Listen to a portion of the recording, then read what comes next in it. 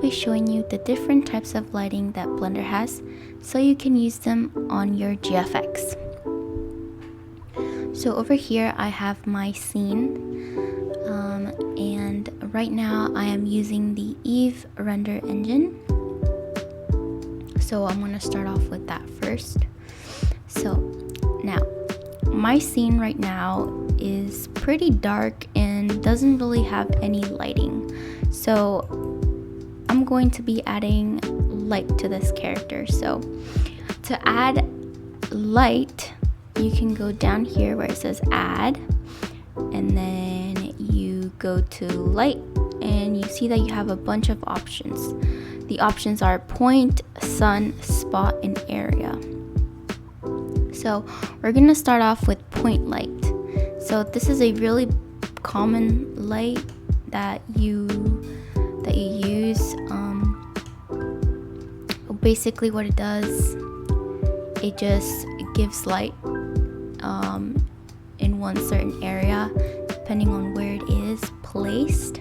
So if I want the light to be on the left side of this character, I can just simply put the light here right in front of her face like this, and the light should brighten up this side of the character. So to check how the light looks on the character, you can simply go to viewpoint shading. So this is like a preview of how your render would look like.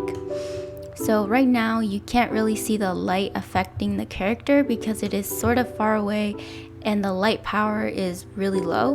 So if you want to change that, make sure you select the light and then you go down here to this object data properties, this little icon, light bulb icon, and you get the point light properties here that you can change. So the first thing that you can do is you can change the color. You can change the power, the specular, and the radius. You can also change the custom distance. I will go through that in a second. So I can change the color of this light. So I can make it a yellow color. I can also change the power. So right now it's at 10. I can change it all the way up to like 100 and it'll get brighter, obviously. You can also do super bright, but 100 looks fine. And you also have the specular. So what the specular does is it removes shine from the character. So the light right now is giving the character a bit of shine. So if you don't want to shine on the character, you can always turn it down and it'll just look matte. And that's basically what specular does. Alright, so moving on to custom distance. If you check custom distance, when you lower the distance down like really low, you will see that the point light here is only affecting a small part of the character because the distance is like really close up here.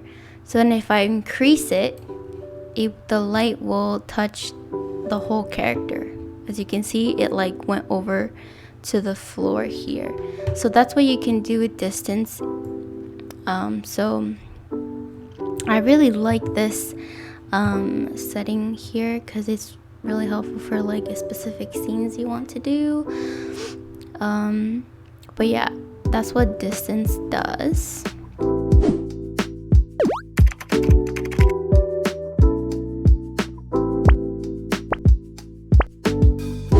And moving on to sunlight. So for sunlight, it's a bit different. No matter where you place it on your scene, it will always shine down. It will always give you light looking down because that's where this line is facing. So if you move this this line over here, that's to change the direction of the sunlight.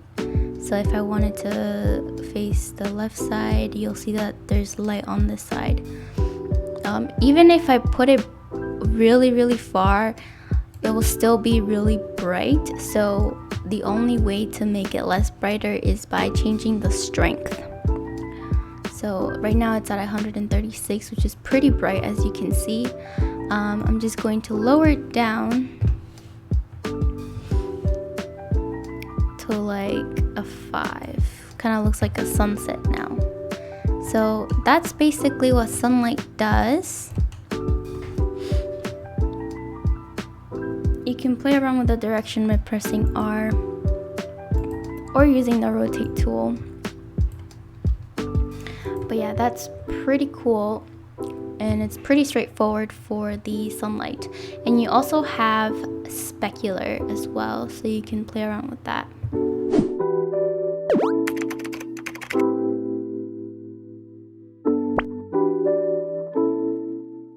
Alright, so now let's move on to spotlight. So spotlight does exactly what it's named. So it's a spotlight. So I'm going to put it all the way up here in the middle of the character here. So it looks like she's on a stage and there's like a spotlight directly at her from the top. So I'm gonna place it here, and right now you can't really see any light coming from here. So again, what you need to do is increase the power. So I'm gonna do 100, and right now you still don't see anything, so you have to put it up pretty high. So I'm gonna do like 800 maybe, or 2000. So right now, as you can see, as I pull it closer to the character, you'll start to see the light. So keep that in mind when using this. So I increased it pretty high. I'm gonna keep it up 2000 or 900. And to extend the light, so to make the light effect at least up to her shoulders, I'm going to have to fix the distance.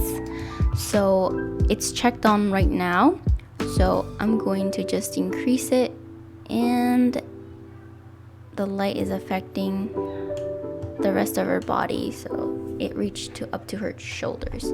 So that's the only reason why it wasn't working in the first place, because the distance was really low.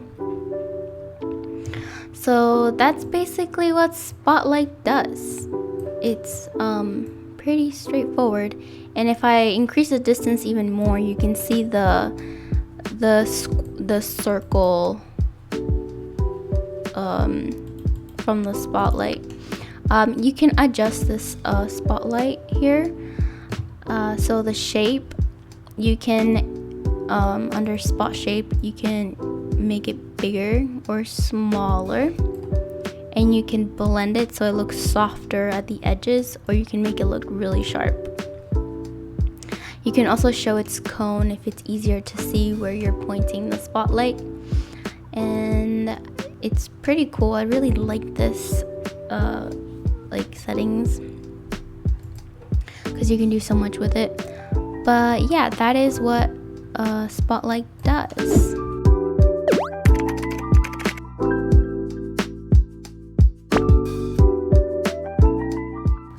And now finally moving on to area. So area is basically the same. You have power, and area light has a square shape, which you can make it bigger. I like using this when I'm making basic renders. So like this, I like to use them. So this is another way you can light up your scene. And you can obviously, change the color like the other ones. You can also change the shape. You have rectangle, a disc, and an ellipse. I like to keep mine at rectangle, and I always like to use this area light when I have a scene that has windows. So if I want a character that has that is looking through a window and I want light coming from the window, I always put this area light on the window, so the same shape of the window, so it has that like lighting effect. And that's what I like to use for this as well. And so you can change the size, and you also have custom distance for this as well, so that's pretty nice. And that's basically what area light does.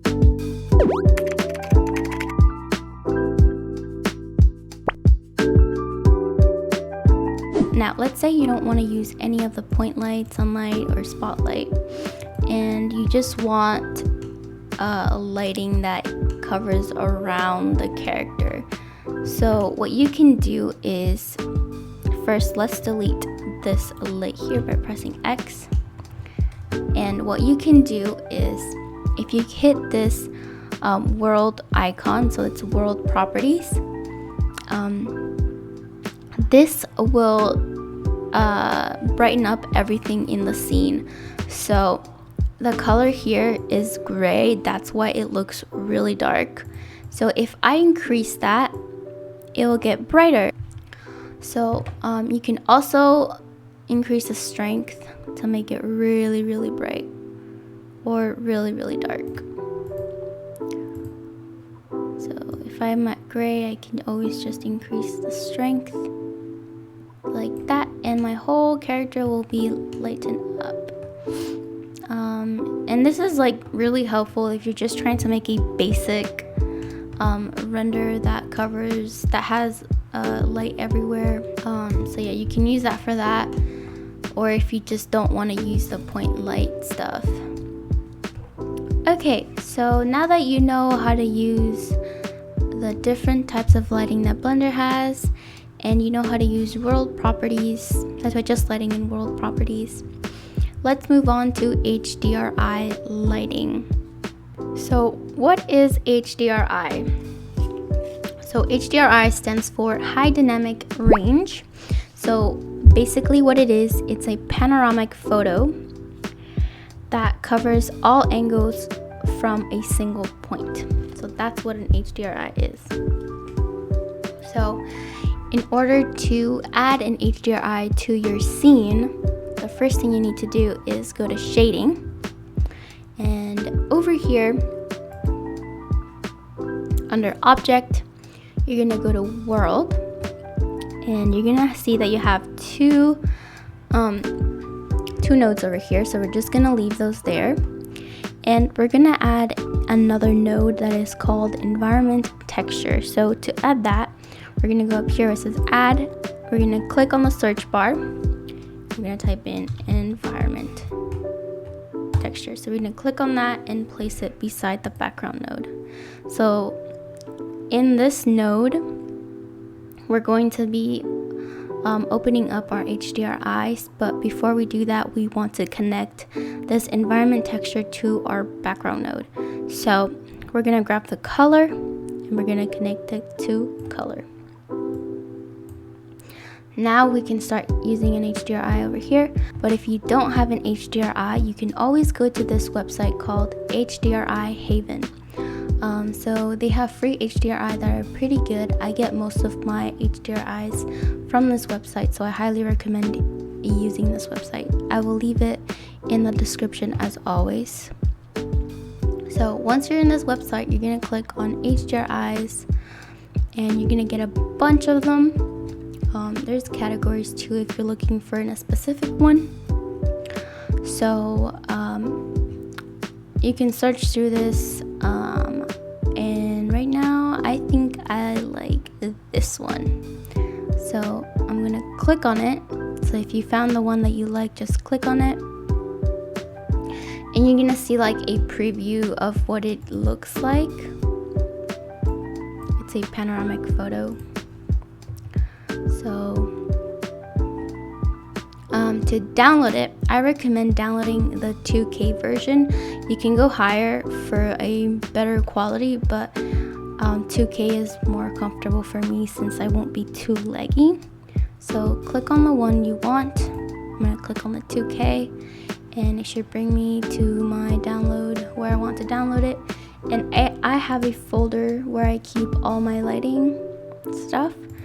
So under lighting, and here are all my HDRIs. So I'm gonna click save. And now I'm gonna go back to Blender and I'm going to open it up on this node here. So I'm gonna click open and I'm gonna head over to that folder and I'm going to find it. So it's Chinese Garden. So I'm gonna double click it. And right now you can't really see it because you're in material mode, in material view. So I'm gonna change to the rendered view. And as you can see, we have our HDRI in our scene here, in our world, which is pretty nice. And in Eve, since I'm using Eve engine, it won't really do much effect. So I recommend using HDRIs in Cycles render engine. It looks much better there, but I'm gonna start off by showing you here in Eve. So that's what it looks like in Eve. So I'm gonna switch back to Cycles. That's how an HDRI works. If you want to change, like rotate the HDRI, you can always select the node and then click this arrow, and then under texture mapping you're gonna go to rotation and it's on the Z axis. You can rotate it like that using mapping if you don't like the direction of the light. So you can play around with that. And it's pretty nice. I really like HDRI lighting because it looks more realistic and really nice. So that's basically how you use HDRIs. You can also change the strength of this if you think it's too bright or too dark. So over here you have strength, so you can just increase it to make it really bright as well.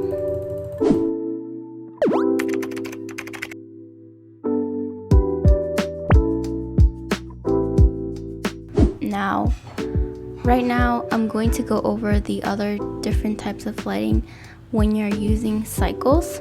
So spotlight, area light. In Eve, it is basically the same thing in Cycles. It just has another option that you can use. So if I add another light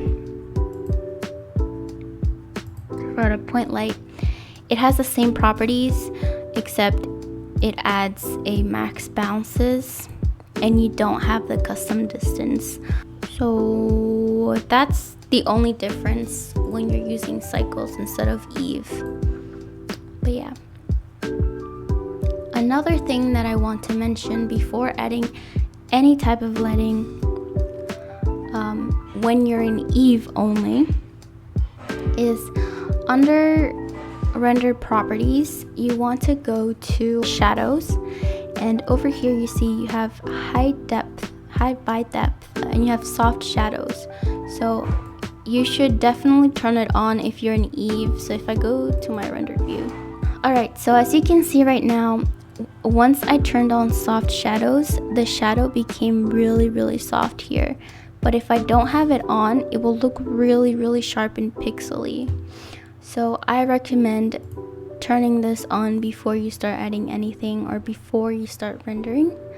You can also turn high by depth to help it a bit more. But I highly recommend turning those on. So just keep that in mind when you do that. So let's start off with a render. So I'm going to render this in Eve. So I'm gonna hit render, and as you can see, it has really soft shadows, which is really nice. Another quick thing that I also want to mention is when you're using the Eve render engine, normally it will look like it has no shadows at all. So if you really want some shadows in between the limbs or anywhere around your scene, you can always turn on ambient occlusion, and that will give it that shadow. And you can also open it up and just adjust the distance of the shadows.